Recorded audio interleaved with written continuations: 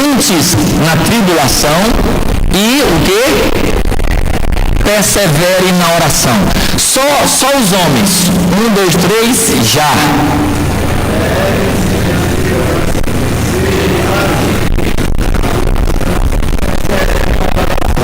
Amém.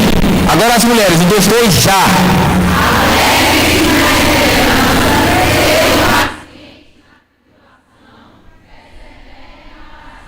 Eu gosto de fazer isso, gente. Rapaz, será que tem mais mulher do que homem aqui? Ou é porque as mulheres sabem? Eu acho que tem mais um pouco, não sei, né? Ou é porque elas falam mais, aí por isso que lê melhor antes? É porque fala mais, aí lê melhor, é? Agora sim, todo mundo junto, querido. 1, 2, 3, já.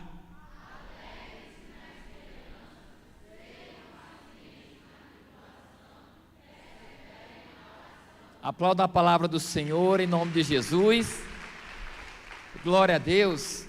Então, queridos, nós temos aqui uma palavra para o cristão. Essa palavra é para aquele que serve a Cristo, que anda com Deus, para aquele que já abriu mão do mundo, dos seus desejos da carne, para viver para Deus, e este está numa batalha constante. Ele está numa jornada. A nossa vida cristã não é uma corrida de 100 metros rasos, mas uma maratona, e nós não sabemos quando vai terminar, porque não sabemos a hora que vamos morrer, ou que Jesus vai voltar. Então, nós precisamos continuar, e precisaremos permanecer firmes até o final, e para permanecermos firmes até o final, tem 3 conselhos aqui, 3 conselhos, e o primeiro é a primeira frase do versículo: alegrem-se na esperança. Paulo diz: alegrem-se, irmãos, alegrem-se na esperança. Então, primeiramente aqui, nós temos a alegria. O que é alegria? Alegria é estado de viva satisfação. Estado de viva satisfação. Ou seja, você está satisfeito plenamente. É você estar cheio e não reclamar, murmurar de nada. Alguém plenamente satisfeito é alguém que não murmura, alguém que não reclama de nada. Ele está alegre. Assim é uma pessoa alegre, ela está satisfeita. E aqui no caso, o apóstolo diz: alegrem-se na esperança. Tenham alegria na esperança. Tenham satisfação na esperança. Então, o que é esperança?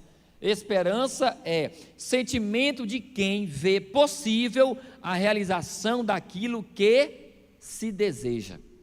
Repetindo, esperança, sentimento de quem vê possível a realização daquilo que se deseja. Então, aqui o apóstolo Paulo, ele fala: alegre-se na esperança, porém, não é apenas uma esperança de eu ou você conseguirmos nos casar, comprar um carro, construir a linda e tão sonhada casa, passar no tão esperado concurso, formar na tão esperada faculdade. Não é esta esperança que ele está falando. A esperança que ele fala não é uma esperança de algo que eu espero aqui na terra. A esperança que ele está falando aqui, alegre-se na esperança, é outra esperança. É outra esperança. Que esperança é essa? É a esperança eterna. Diga, a esperança que Paulo fala, diga, nesse texto, é a esperança eterna. Ou seja, que esperança é essa, querido? É a esperança de nos encontrarmos com Cristo, definitivamente. Definitivamente. Projeta no telão e abra na sua Bíblia aí, Hebreus, capítulo 10, e versículo do 23 ao 25. Hebreus 10, do 23 ao 25, nós vamos entender que esperança é essa, ok? E onde tem que estar essa esperança. Então, Quem achou o texto, diga aleluias. O texto diz, versículo 23: apeguemo-nos com firmeza à esperança que professamos. Olha só, apeguemo-nos com firmeza à esperança que professamos, pois aquele que prometeu é fiel. E consideremos uns aos outros para nos incentivarmos ao amor e às boas obras. Não deixemos de reunir-nos como igreja, segundo o costume de alguns, mas procuremos encorajar-nos uns aos outros, ainda mais quando vocês veem que se aproxima o dia, como eu sempre falo, com D maiúsculo. Esse dia é o dia do nosso encontro com o nosso Criador nos ares, com o nosso Salvador nos ares. Então, a esperança que nós professamos é essa esperança baseada nesse dia. Ou seja, quando nós cremos no Senhor Jesus, entregando nossa vida a Ele, recebendo Ele como nosso Senhor e Salvador, naturalmente nós estamos colocando, depositando a nossa expectativa na volta dEle. A nossa expectativa no cumprimento da promessa dele que diz que ia voltar. Então, o que Paulo está dizendo é o seguinte: olha, vocês têm que ter dentro de vocês bem viva essa expectativa, esse desejo de quê? Desse encontro, o encontro com Jesus. Esta é a esperança e tem que ser a esperança de vocês. Nós esperamos nos encontrar com Cristo. Esta é a maior, digamos assim, o maior alimento que tem que estar dentro do cristão. É o maior alimento, o maior combustível que tem que estar dentro do cristão. O quê? O desejo, a expectativa de se encontrar definitivamente com Deus e viver com Ele. É o maior combustível, é o maior alimento e mais importante, e também é a maior alegria. Tem que ser a maior alegria do cristão. Tem que ser, na verdade, é do ser humano. É do ser humano de verdade.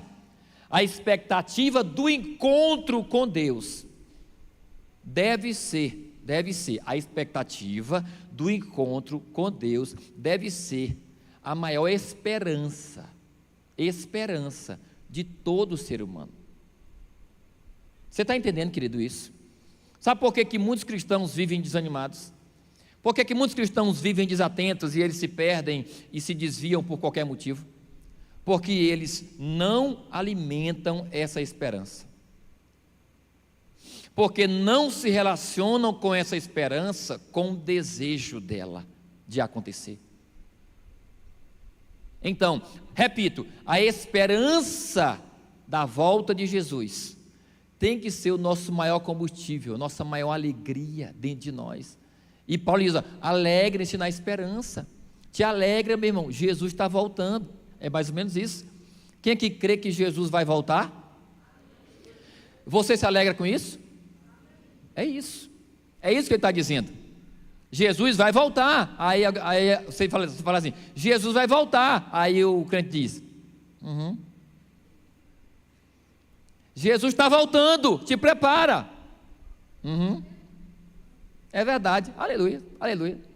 Querido, o que Paulo está falando é: alegre-se, ou seja, esteja plenamente satisfeito, contente ao se lembrar desse dia e viva desse jeito. Viva esperando, viva gerando dentro de você aquele encontro, aquele momento que vai ser o mais importante, o mais esperado de toda a humanidade, de todos os seres humanos. É o momento mais esperado. É esse, querido, que nós vamos estar frente a frente com Ele, com o nosso Deus. Então, viver plenamente satisfeito com essa esperança muda tudo. Foca nisso.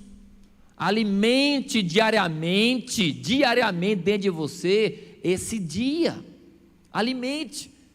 Ou seja, se alegre com esse dia constantemente, todos os dias. É isso que Paulo ele está nos aconselhando, ok? E o segundo conselho, primeiro, alegre-se na esperança, ok? O segundo, sejam pacientes na tribulação,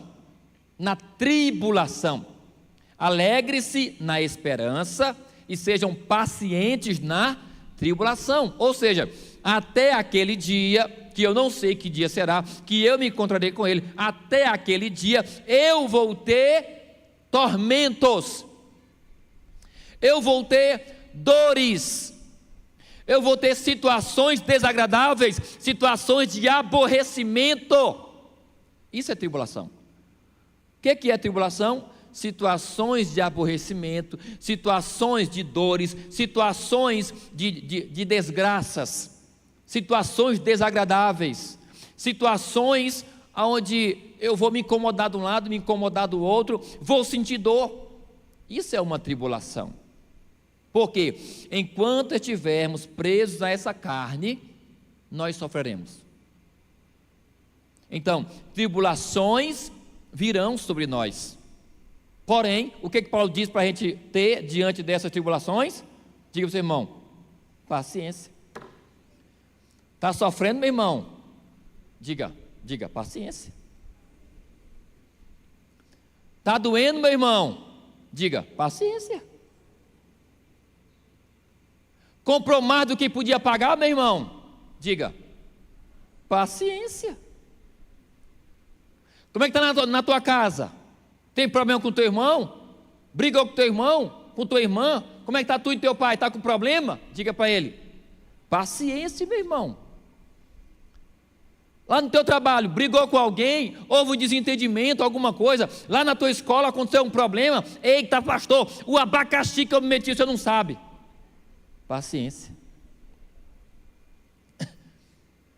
Então, tribulação é uma situação de tormenta, uma situação de aborrecimento, uma situação desagradável, uma situação de dor, ok? Então, como eu tenho que me comportar? Com paciência diante disso.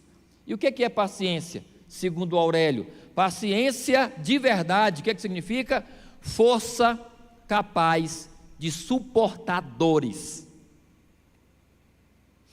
Força capaz de suportar dores. Eu tenho força para erguer isso aqui, ó, certo? Mas isso que eu estou fazendo, essa criancinha aqui não faz. Essa bebezinha linda aqui, ela não faz isso aqui, ó. O que eu faço? Faz? Faz não. Ela não tem força para fazer isso, mas eu tenho. Eu adquiri força para fazer isso. A paciência é uma força capaz de suportar dores. E Paulo diz o quê? Tenha paciência diante das tribulações. Aguenta um pouco mais. Não desista, espera um pouco mais. Tem gente que é o seguinte, ela pega e ela faz uma caminhada ali de 5 minutos, ela está botando os bofos para fora tudo, 5 minutos.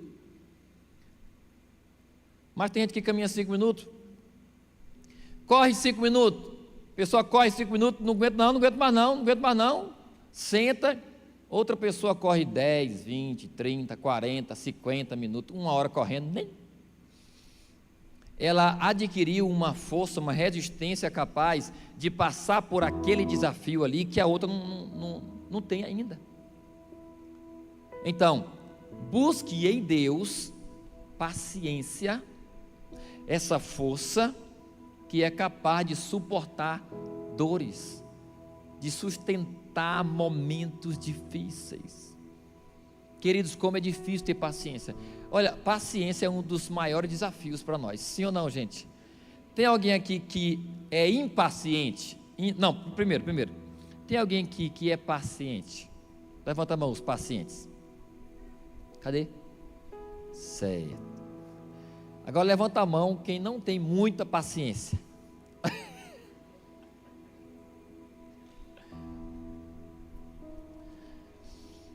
Paulo está dizendo, sejam pacientes na tribulação. Então, como é que nós vamos, queridos, ter paciência na tribulação. Paciência é uma capacidade divina. Paciência não é só eu ouvir alguém dizendo: olha, respira, conta até 10, conta aí, 1, 2, 3, 4, 5, olha, agora eu estou mais paciente agora. Não é assim, querido. Eu sei que isso funciona às vezes, se você tiver muito domínio próprio, autocontrole, na hora de uma dificuldade, você pensar antes de agir e tudo mais, beleza. Mas a paciência é diferente. É uma capacidade dada por Deus. E como é que a gente vai adquirir paciência diante da tribulação? Aí é o terceiro conselho, que é o quê? Perseverem na oração. Perseverem na oração. Primeiro conselho, alegre-se na esperança. Segundo conselho, seja paciente na tribulação. Terceiro conselho, persevere na oração. Perseverança é qualidade do que é constante. Uma característica daquele que é constante. Ele fez hoje, amanhã faz também, e depois da manhã faz também. Ele persevera. Ok? Perseverança na oração. Oração é o quê? Súplica. É um pedido dirigido a Deus. É uma conversa entre mim e Deus, entre o homem e Deus. Isso é oração. Então, se eu oro hoje, mas não oro amanhã, então eu não estou perseverando na oração. E está escrito: batei, batei e abri-se-vos pedi, pedi e dá-se-vos buscai, buscai e achareis. Então, nós aprendemos com Deus, em Deus, na palavra, que nós precisamos perseverar na oração. É falar com Ele todos os dias. Se o problema está ali presente ainda, continue orando, não pare de orar. Persevere na oração. Se você persevera na oração, algo sobrenatural de Deus vai vir sobre ti. Às vezes Deus, Ele não vai resolver o problema de imediato, porque Deus quer trabalhar o teu temperamento, Deus quer te dar paciência, Deus quer te dar força, Deus quer te fazer alguém forte, porque, meu amigo, eu te digo uma coisa: tribulação só vai acabar no dia que Jesus voltar, ou no dia que nós morrermos. Então, presta atenção, às vezes você, diante de um problema, vai orar e Deus vai demorar resolver o problema, te dar força, te dar a ideia. Aquele problema vai permanecer, mas por que Deus está fazendo isso? Para te fortalecer. E essa força é a paciência diante da tribulação.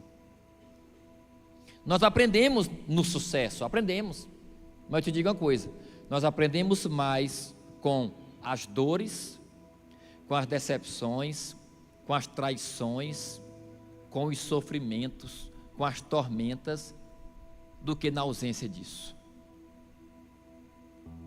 Nós aprendemos muito mais no sofrimento do que na ausência de sofrimento. Concorda comigo? Nós aprendemos. Então, quando eu persevero na oração, Deus, Ele me dá paciência, me fortalece diante das tribulações. Se eu tiver paciência diante das tribulações, eu não vou murmurar, eu não vou reclamar e muito menos desistir. Se eu tiver paciência diante da tribulação, eu não vou andar reclamando, murmurando e muito menos vou desistir. O que o diabo mais quer? Que desistamos. O que Deus mais quer? Que permaneçamos. Mas para permanecer tem que ter muita paciência. E para ter muita paciência tem que ter muita oração. E diante disso, naturalmente, eu vou me aproximar de Deus. Quando eu persevero na oração, quando eu tenho paciência na tribulação, dá certo. Assim eu permaneço em Deus, eu me aproximo de Deus mais ainda. E aí sabe o que vai acontecer? Eu vou ter satisfação em Deus. é aí onde entra o primeiro conselho: alegria na esperança. Alegria na esperança. Alegria, estado de vivo contentamento. Abra o seu coração para isso, presta atenção. É possível ser alegre, estar alegre, ter alegria dentro de mim, passando por problemas? É possível. Porque quando a Bíblia diz: alegra-te no Senhor. Quando a Bíblia fala alegra-te no Senhor, dá a entender o quê? Mesmo que você tenha problema, mesmo que tenha passando por dificuldade, mesmo que tenha doente, tenha perdido isso, perdido aquilo, mas olha para Deus. O teu Deus é perfeito, o teu Deus te ama, Ele é maravilhoso, Ele é capaz de te encher. Então, quando você tem esse relacionamento com Deus, naturalmente, Ele te preenche, Deus te preenche, e você não precisa de mais nada, nem da solução do teu problema. Abra o teu coração para isso que Deus está falando. Se você se alegrar em Deus, ou seja, estiver cheio de Deus, naturalmente, você pode ter problema, mas você vai seguir contente. Porque Deus, Ele é suficiente. Nem todos os problemas do mundo na minha vida podem me separar de Deus, do amor que está nele. Deus é suficiente para você, querido. Guarda isso, pega isso no teu espírito. É possível ser alegre, estar alegre, ser cheio de alegria, de contentamento e de satisfação, mesmo tendo problemas. Como? Estando cheio de Deus. Porque, projeta no telão bem aí, Abacuque 3, do 17 em diante. Projeta bem aí, Abacuque 3, para dar base para o que eu estou falando. Abacuque 3, do 17 em diante. Coloca aí no telão, olha só. Mesmo que a figueira não floresça, nem haja fruto na videira, mesmo que a safra de azeitonas decepcione e os campos não produzam alimento, mesmo que não haja ovelhas no curral, nem bois nos estábulos, ainda assim exultarei no Senhor e me alegrarei no Deus da minha salvação. O versículo anterior é um cenário de destruição, de escassez, de miséria, de terror, ainda que falte tudo, aí bota o 18 de novo, ainda que falte tudo, bota o 18, ainda assim, ou seja, o que significa esse ainda assim? Eu posso ser alegre, satisfeito, mesmo com tantos problemas. Mesmo com tantos problemas. Por quê? Por causa de Deus que habita em mim. Ainda assim exultarei no Senhor e me alegrarei no Deus da minha salvação. Aí olha só, passa o versículo 19. O Senhor, o soberano, é a minha força. Ele faz os meus pés como os do cervo ou coça, né? Ele faz os meus pés como da coça e faz-me andar nos meus lugares altos. Nos meus lugares altos. Ou seja, em lugares altos. O Senhor, Ele nos chama a estar acima dos problemas. Nos lugares altos. Então, é possível ter alegria em meio a dificuldades. É possível estar satisfeito em meio a dificuldades. Como? Se satisfazendo em Deus. Então, foca nisso, querido. Alegre-se na esperança. Ou seja, a esperança da volta de Jesus. Lembre-se e se alegre. É o dia e será o dia mais importante da nossa vida e o dia mais importante da humanidade. Mas até esse dia chegar, teremos tribulações, problemas, decepções. E o que deveremos ter? Paciência. Porém, como ter paciência diante da tribulação? Perseverando na oração. Tudo começa na oração. Tudo começa na oração. É aqui de joelhos, é você de joelhos, é você de joelhos diante de Deus, falando com Ele. Deus sabe de tudo, querido. Deus sabe de tudo. Essa atitude aqui de ajoelhar-se e falar com Deus é a derrota do diabo na tua vida. O diabo não consegue parar um crente que tem esse estilo de vida, essa vida de verdade. Ele não consegue. O diabo não consegue. É aqui de joelhos falando com o teu Deus todos os dias. Perseverança, constância. Hoje sim, amanhã sim, depois de amanhã sim, na próxima semana sim, todos os dias na presença do meu Deus. Assim terei o quê?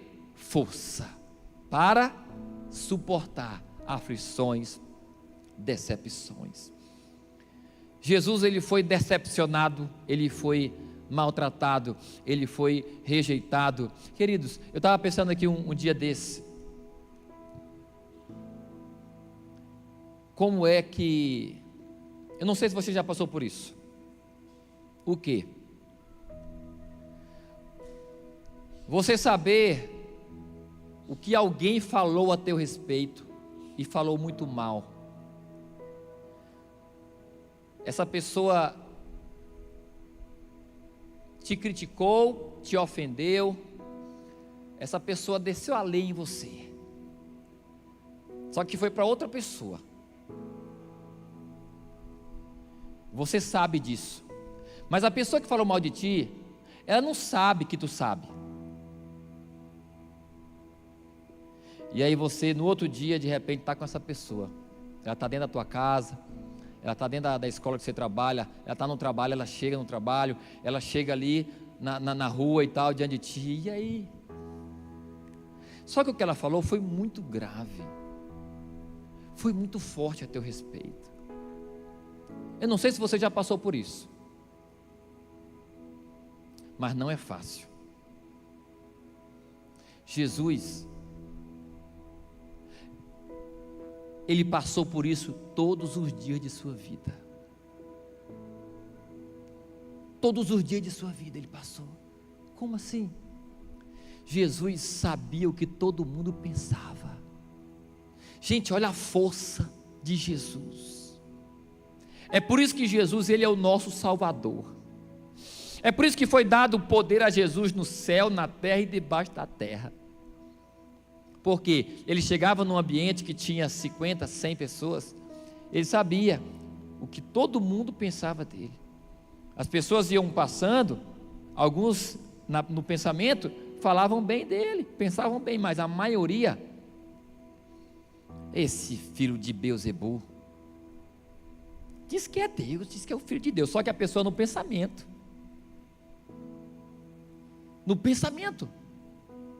e Jesus suportou tudo isso. Então, seja paciente na tribulação e alegre-se na esperança. Eu tenho 3 pessoas que nos dão aqui, ou que servem de exemplo para cada conselho desse. Alegre-se na esperança, a esperança do encontro com Deus. Quem é a pessoa que eu escolhi para servir de exemplo aqui? Quem foi a pessoa? Olha eu falando dele de novo. De quem eu falei domingo? De quem eu falei domingo aqui, queridos? De Jó. Abra sua Bíblia aí, ó. Jó, ele vai ser o exemplo, Jó 19. Ele vai ser o exemplo para esse, de alguém que se alegrava na esperança, de alguém que ele tinha expectativa no encontro dele com Deus. Olha só, que texto fantástico. Jó, capítulo 19, versículo do 25 até o 27. Olha o que diz esse texto. Olha o que Jó fala, querido. Ele fala assim: eu sei que o meu Redentor vive, e que no fim se levantará sobre a terra. E depois que o meu corpo estiver destruído e sem carne, o que vai acontecer? Verei a Deus. Eu o verei com os meus próprios olhos, eu mesmo, e não outro. Aí ele fala: como anseia no meu peito o coração. Olha o que nós estamos vendo esse homem expressando. De verdade, a alegria dele estava naquele dia. Naquele dia. 26 mais uma vez. E depois que o meu corpo estiver destruído e sem carne, verei a Deus. Eu o verei com os meus próprios olhos, eu mesmo e não outro. E como anseia no meu peito o coração. Como eu desejo esse dia. Como eu desejo. Meu Deus. Queridos, é por isso que eu digo, essa tem que ser a maior expectativa, esperança de todo ser humano, ver a Deus. Viva com isso dentro de você.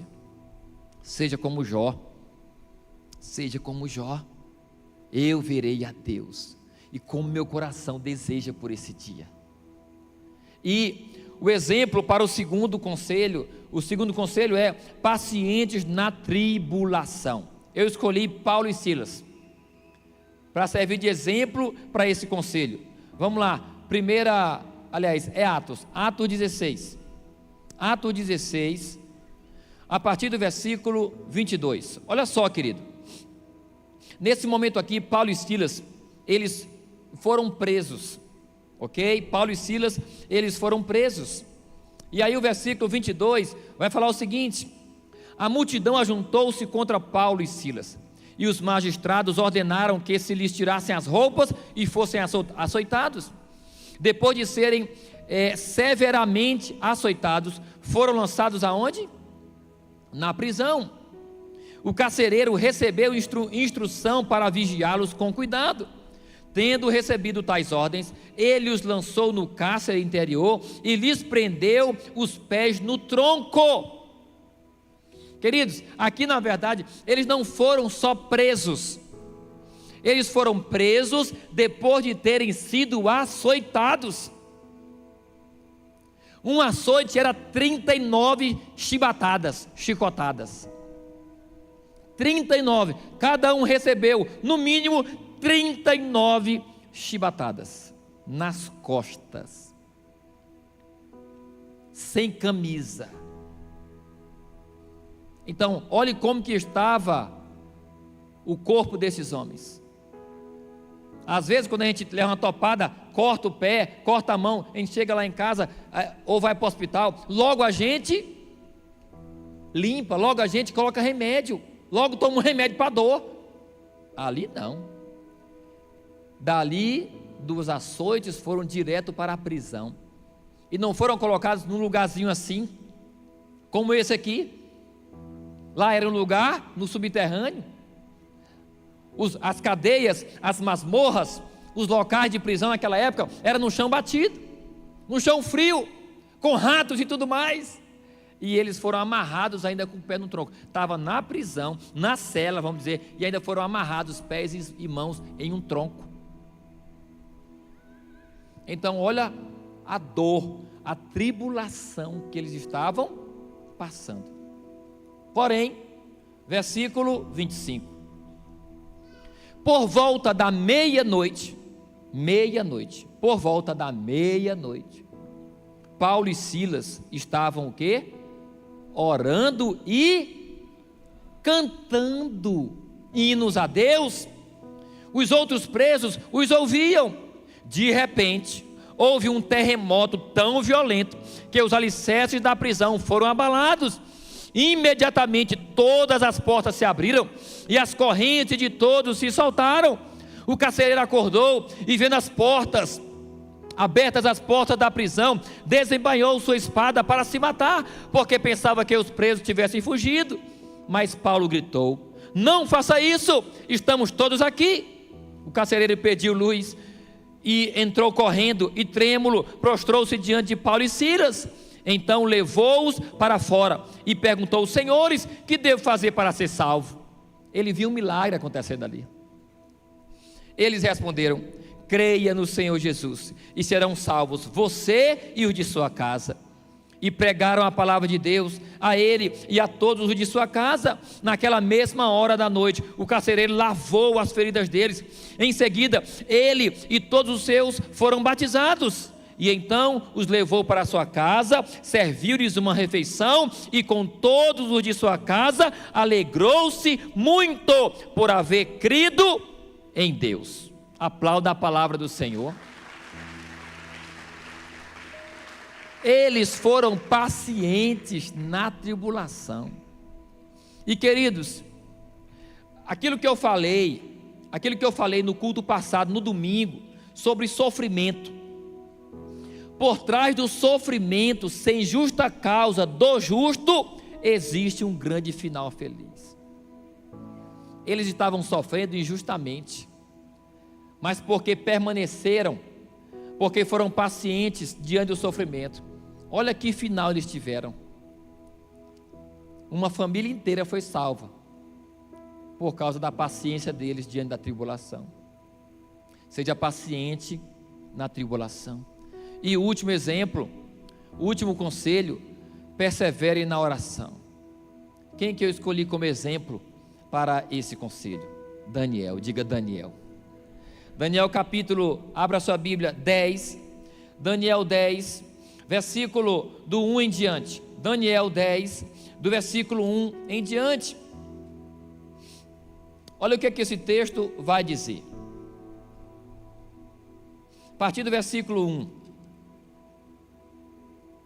No terceiro ano de Ciro, rei da Pérsia, Daniel, chamado Beltesazar, recebeu uma revelação. A mensagem era verdadeira e falava de uma grande guerra. Na visão que teve, ele entendeu a mensagem. Naquela ocasião, eu, Daniel, passei 3 semanas chorando. Quantas semanas? Quantos dias são 3 semanas? Sabe não? 3 semanas, quantos dias? 21 dias. 21 dias chorando. Não comi nada saboroso, carne e vinho nem provei, e não usei nenhuma essência aromática, até que se passassem as 3 semanas. Ou seja, ele jejuou, o famoso jejum de Daniel, ele jejuou 21 dias, chorando por causa da visão que ele tinha tido, porém orando também, na presença de Deus. E o versículo 4 vai dizer: no 24º dia do primeiro mês, estava eu em pé junto à margem de um grande rio, o Tigre. Olhei para cima, e diante de mim estava um homem vestido de linho, com um cinto de ouro puríssimo na cintura. Seu corpo era como um berilo, o rosto como um relâmpago, os olhos como tochas acesas, os braços e pernas como reflexos do bronze polido, e a sua voz era como o som de uma multidão. Somente eu, Daniel, tive a visão. Os que me acompanhavam nada viram, mas foram tomados de tanto pavor que fugiram e se esconderam. Assim fiquei sozinho, olhando para aquela grande visão. Fiquei sem força, muito pálido e quase desfaleci. Então eu o ouvi falando, e ao ouvi-lo caí prostrado com o rosto em terra e perdi os sentidos. Em seguida, a mão de alguém tocou em mim e me pôs sobre as minhas mãos e os meus joelhos vacilantes. E ele me disse: Daniel, você é muito amado. Preste bem atenção ao que vou lhe falar. Levante-se, pois eu fui enviado a você. Quando ele me disse isso, pus-me em pé, tremendo, e ele prosseguiu: não tenha medo, Daniel. Desde o primeiro dia em que você decidiu buscar entendimento e humilhar-se diante de Deus, suas palavras foram ouvidas, e eu vim em resposta a elas. Palavras foram ouvidas. O que é isso, senão oração? Desde que ele se colocou a orar, a falar com Deus, buscar entendimento diante da visão que ele tinha tido, desde o primeiro dia, ele foi ouvido. Porém, Daniel ficou 21 dias naquele mesmo estado, orando, jejuando, buscando e chorando. E aí, o que acontece? Versículo 13, o anjo, ele está falando aqui, eu creio que é Gabriel, ele está falando aqui com ele o motivo da demora, né? Então, ó, repetindo, ó, versículo 12, presta atenção. E ele prosseguiu, aqui é o anjo: não tenha medo, Daniel, desde o primeiro dia em que você decidiu buscar entendimento e humilhar-se diante do seu Deus, suas palavras foram ouvidas, e eu vim em resposta a elas. Mas o príncipe do reino da Pérsia me resistiu durante 21 dias. Que príncipe é esse? É um demônio, é um principado. Por quê? Só para você entender rapidão. Existem 3 céus. O primeiro céu é o céu que nós vemos com os nossos olhos. O segundo céu é o céu onde se travam as batalhas entre anjos e demônios. Essa batalha, ela foi travada nesse céu, nessa região, ok? Espiritual.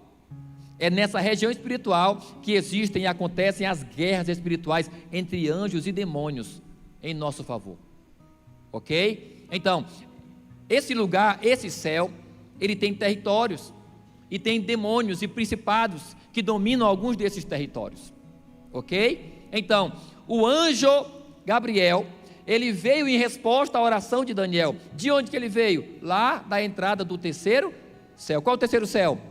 A morada de Deus. Diga, a morada de Deus. Daniel orou a Deus.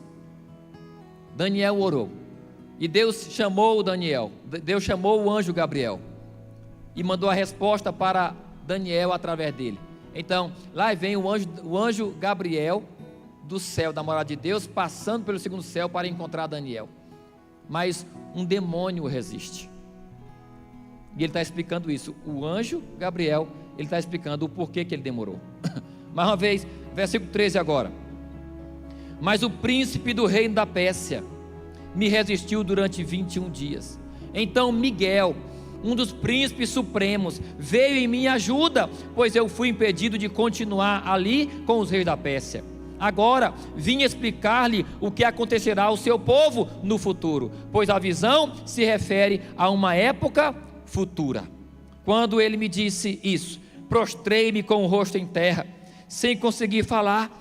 Então um ser que parecia homem tocou os meus lábios, e eu abri a minha boca e comecei a falar. Eu disse àquele que estava em pé diante de mim: estou angustiado por causa da visão, meu senhor, e quase desfaleço. Como posso eu, teu servo, conversar contigo, meu senhor? Minhas forças se foram e mal posso respirar. O ser que parecia homem tocou em mim outra vez e me deu forças. Ele disse: não tenha medo, você é muito amado, que a paz seja com você, seja forte, seja forte. Ditas estas palavras, senti-me fortalecido e disse: fala, meu senhor, visto que me deste forças. Então ele me disse: você sabe por que eu vim? Tenho que voltar para lutar contra o príncipe da Pérsia, e logo que eu for, chegará o príncipe da Grécia. Mas antes lhe revelarei o que está escrito no livro da verdade, e nessa luta ninguém me ajuda contra eles, senão Miguel, o príncipe de vocês. Sendo que no primeiro ano de Dário, rei dos Medos, ajudei-o e dei-lhe apoio. Amém. Aplauda a palavra do Senhor. Isso aqui é poderoso, querido. Isso aqui é poderoso. Ou seja, o que é que nós aprendemos aqui com Daniel? A perseverar na oração. Quando você ora, batalhas, guerras no mundo espiritual, nas regiões celestes, elas são travadas em relação a você, em relação ao que você pede, em relação àquilo que você fala, aquilo que você intercede. Então, persevere na oração, como Daniel perseverou. Não desista de orar, seja intercedendo por alguma coisa, seja pedindo algo por você. Não pare de orar, seja constante, persevere em oração, como Daniel. Seja paciente na tribulação, como Paulo e Silas, e tenha alegria na esperança de ver Deus como Jó. Assim, meu querido, eu te garanto, você vai viver uma vida cristã de muito mais qualidade, muito mais saudável, viva uma vida viva, um relacionamento com Deus vivo, de verdade.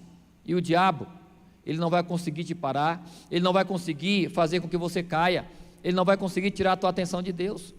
Você vai permanecer vivo, aguardando aquele dia. No dia que o dia chegar, você estará na presença de Deus, em nome de Jesus. Amém? Quem recebe a palavra, diga aleluias, aplauda o Senhor, em nome de Jesus. Se coloque de pé, querido, em nome de Jesus. Glória a Deus, pela palavra dele, por essa mensagem, aleluias. Antes de orar, eu quero perguntar se há alguém nessa noite que porventura esteja aqui e queira entregar sua vida a Jesus, queira se converter a Jesus, ou alguém que queira se reconciliar. Nós podemos nessa hora, se você quiser, orar por você. Se você está afastado dos caminhos do Senhor, volte para Ele, continue de onde você parou. Se nunca tomou tua decisão, entregue tua vida hoje a Jesus, seja perdoado e tenha o seu nome escrito no livro da vida também, em nome de Jesus. Há alguém nessa noite que quer tomar essa decisão? Em nome de Jesus, aproveite esta oportunidade que Ele está te dando. Amém? Glória a Deus. Temos uma jovem vindo ali, em nome de Jesus, amém? Aleluias, glória a Deus, pode vir, amém. Qual é o seu nome? É a Fran, glória a Deus, mais uma Fran na igreja, glória a Deus. E aí, Paulinha, amém, ganhadora de almas a Paulinha, glória a Deus por isso. Há mais alguém, querido, que quer se unir a Fran nessa hora em nome de Jesus? Não há? Nós vamos orar pela vida dela. Quem se alegra com a conversão da Fran? Amém, glória a Deus. Essa é a decisão mais importante de sua vida, creia nisso em nome de Jesus, amém, Fran?